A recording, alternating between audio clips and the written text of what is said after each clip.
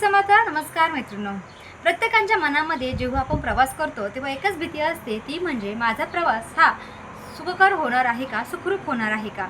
कारण की आजकाल आपण पाहतोय की प्रत्येक वेळेस रस्त्यावरती अपघात झालेले असतात, छोटा असू द्या मोठा असू द्या, पण जेव्हा आपण अपघात पाहतो तेव्हा आपल्या मनामध्ये नेहमी एकच भीती असते, ती म्हणजे मी सुद्धा प्रवास करते पण माझा प्रवास हा सुखकर होणार आहे का, सुखरूप होणार आहे का, मी घरी सुखरूप येणार आहे का, माझी फॅमिली सुखरूप येणार आहे का.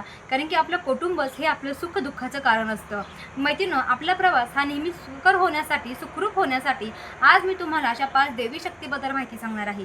या जर तुमच्यासोबत असतील प्रवास करताना तर नक्कीच तुमचा प्रवास हा सुखकर होणार आहे आणि तुम्ही सुखरूप घरी येणार आहात.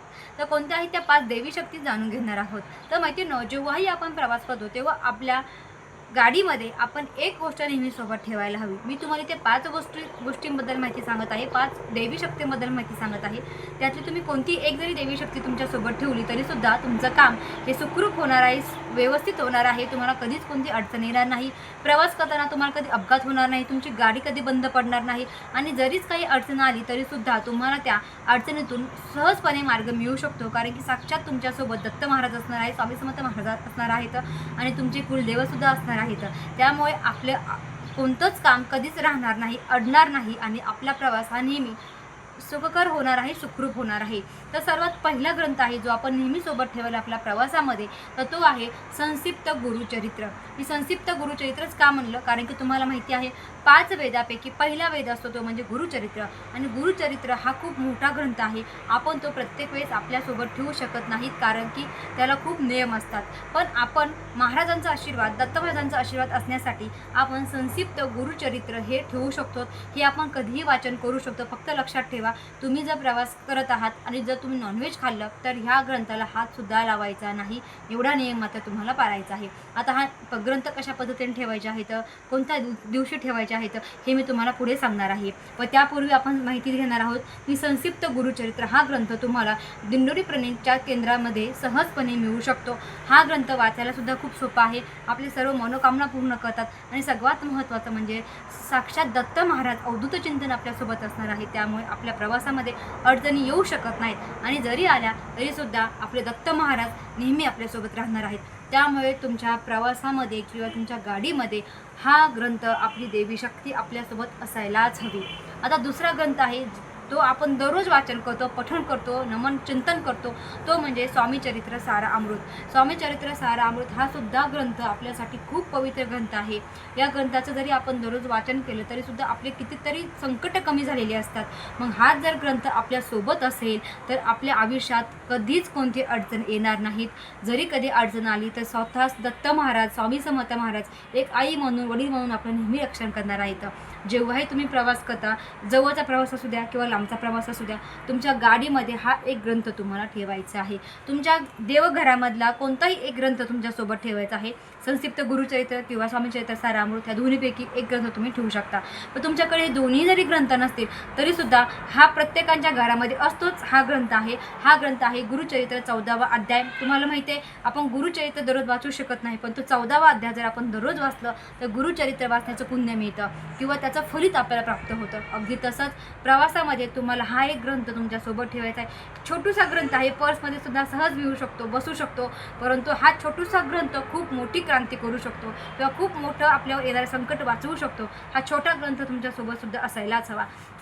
आता आपल्या कुलदेवतांचा आशीर्वाद आपल्यासोबत असणं महत्त्वाचं आहे, कारण की परमपूज्य गुरुमाऊली सांगतात, एक वेळेस तुम्ही स्वामी महाराजांची सेवा नाही केली तरीसुद्धा चालते, परंतु तुमच्या कुलदेवतांची सेवा तुम्हाला करायलाच पाहिजे. पितरांच्या सेवेच्या नंतर जर कोणती सेवा असते तर ती असते आपली कुलदेवतांची सेवा. मग कुलदेवतांच्या सेवेसाठी आपण श्री दुर्गा सप्तशती या ग्रंथाचं वाचन, पठण, नमन चिंतन करत असतो. आपण उपवास करत असतो कुलदेवतांचे. पण आपण जेव्हा प्रवास करतो तेव्हा त्यांचा आशीर्वाद आपल्यासोबत असावा असं प्रत्येकाला वाटतं आणि त्यामुळे जेव्हाही तुम्ही प्रवास करता तेव्हा हा दुर्गा सप्तशती हा ग्रंथ आपल्या प्रत्येकाच्या पर्समध्ये म्हणा किंवा तुमच्या गाडीमध्ये म्हणा, कुठेतरी बॅगमध्ये हा ग्रंथ असला पाहिजे. आता हे संपूर्ण जे ग्रंथ आहेत हे ग्रंथ तुम्हाला दिंडोरी प्रणीत मार्गानुसार जे केंद्र असतात तिथे सहजपणे उपलब्ध होऊ शकतात. तर मैत्रिणींनो, तर मैत्रिणींनो, हे संपूर्ण ग्रंथ आपल्याला आपल्यासोबत ठेवायचे आहेत. आता यानंतर एक वनस्पती असते. ही वनस्पतीसुद्धा तुम्हाला दिंडोर प्लॅनेट मार्गानुसार जे शॉप असतात तिथे मिळू शकते. त्याला पांढरीची काडी म्हणतात. तुम्हाला माहिती आहे, जेव्हा आपल्यासोबत पांढरीची काडी असते तेव्हा आपल्या आसपास कोणतेही जंतू किंवा विषाणू आपल्यापाशी पोहोचत नाही. जसं की साप असू द्या किंवा वाघ असू द्या, सिंह असू द्या, कोणताही जर हिंस्र प्राणी असेल तर आपल्याजवळ तो येत नाही. अगदी तसंच जर तुम्ही प्रवासामध्ये पांढरीची काडी तुमच्या बॅगमध्ये ठेवली, तुमच्या गाडीमध्ये ठेवली किंवा तुमच्या पर्समध्ये जरी तुम्ही ठेवली तरीसुद्धा तुमचे अपघात होण्यापासून तुम्ही वाचू शकतात. एवढे पॉवरफुल ती पांढरीची काडी आहे. ती आता माझ्याजवळ नाही आहे तुम्हाला दाखवायला, पण नंतर मी तुम्हाला कधीतरी दुसऱ्या व्हिडिओमध्ये दाखवणारच आहे. पण हे 5 ग्रंथ आपल्यासोबत असायलाच हवेत मैत्रिणींनो. आता हे ग्रंथ ठेवायचे कसे किंवा त्या कशा पद्धतीने ठेवायचे याबद्दल आपण माहिती जाणून घेणार आहोत. मैत्रिणींनो, ही झाली तुम्हाला ग्रंथाबद्दलची माहिती. आपल्याला कोणते 5 पैकी एक ग्रंथासोबत ठेवायचा आहे याची माहिती. पण तुम्हाला माहिती आहे, जेव्हा हे ग्रंथ आपल्यासोबत असतात तेव्हा आपल्याजवळ एक पॉवरफुल ऊर्जा असते, सकारात्मक ऊर्जा असते, दैवी शक्ती असते. आणि हा विश्वास, ही श्रद्धाच आपल्याला आपल्या होणाऱ्या अपघातापासून वाचवू शकते. कारण की जेव्हाही आपले अपघात होतात तेव्हा आपल्याला माहिती असतं की माझे स्वामी आई, माझे दत्त महाराज, माझे कुलदैवत माझं रक्षण करणार आहेत आणि मी तर त्यांना माझ्यासोबत चालवलेलं आहे. याचा अर्थ ते संपूर्ण संकट माझ्यावर घेणार आहेत हे माहिती असतं आपल्याला. आणि त्यामुळे आपण जेव्हा गाडी चालवतो किंवा प्रवास करतो तेव्हा मनामध्ये जी असणारी भीती असते तर ती बऱ्यापैकी कमी झालेली असते. आणि जेव्हाही तुम्ही बाहेर जाता तेव्हा नक्कीच महाराजांना आशीर्वाद घ्यायचा आहे, मुजरा करायचा आहे आणि त्यांना सांगायचं आहे, महाराज तुम्हीसुद्धा माझ्यासोबत प्रवासाला चला. आपण सर्वजण एक फॅमिली आहोत आणि आपण आज फिरायला जात आहोत असं म्हणत स्वामी महाराजांना सुद्धा आपल्यासोबत घ्यायचं आहे. म्हणजे स्वामी महाराज अदृश्य आहेत पण आपल्यासोबत ते नेहमी असतात.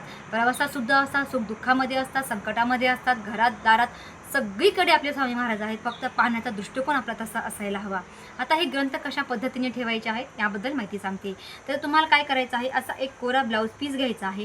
तुम्ही केशरी, लाल कोणत्याही रंगाचा ब्लाऊज पीस घ्यायचा आहे. तुम्हाला कोराच घ्यायचा आहे आणि हा माझा खास ग्रंथ ठेवण्याचा आहे. मी जे तुम्हाला हे ग्रंथ काढले होते हे ग्रंथसुद्धा ह्याच पिसामध्ये असतात.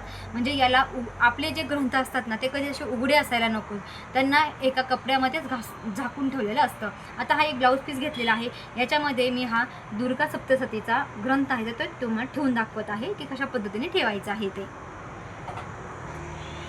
तर मैत्रिणींनो, अशा पद्धतीने तुम्हाला ह्या पिसामध्ये हा ग्रंथ ठेवायचा आहे. आणि सोबत आपल्या पर्समध्ये, बॅगमध्ये किंवा सेपरेट याच्यासाठी तुम्ही वेगळी पिशवीसुद्धा ठेवू शकता आणि त्या पिशवीमध्ये हा ग्रंथ ठेवायचा आहे. आणि जर तुम्हाला शक्य झालं, तुमचा कुठेतरी लांबचा प्रवास आहे, 4-5 तास तुम्हाला लागणार आहेत आणि संध्याकाळी येताना उशीर झाला आहे, तर अशा वेळेस तुम्ही हा ग्रंथ ह्या पिसामधून काढून वाचनसुद्धा करू शकतात. कारण की तुमच्यासोबत देवी शक्ती असणार आहे. मैत्रिणींनो, तुम्हालासुद्धा कधीतरी असा अनुभव आला असेल ना, तर आम्हाला कमेंट्समध्ये नक्की कळवा. कारण की तुमच्यामुळे, तुमच्या एका कमेंट्समुळे इतरांपर्यंतसुद्धा तुमची माहिती पोहोचू शकते. तुम्हाला प्रवासामध्ये कोणकोणते अनुभव आले स्वामी महाराजांचे हे सुद्धा आम्हाला कमेंट्समध्ये नक्की कळवा. आय होप मैत्रिणींनो, तुम्हाला माझा छोटा व्हिडिओ नक्कीच आवडला असणार आहे. व्हिडिओ आवडला तर लाईक करा, शेअर करा आणि डिजिटल हेल्पलाईन या चॅनलला सबस्क्राईब करायला विसरू नका. भेटूया अशा नवीन एका व्हिडिओसोबत. तोपर्यंत नमस्कार.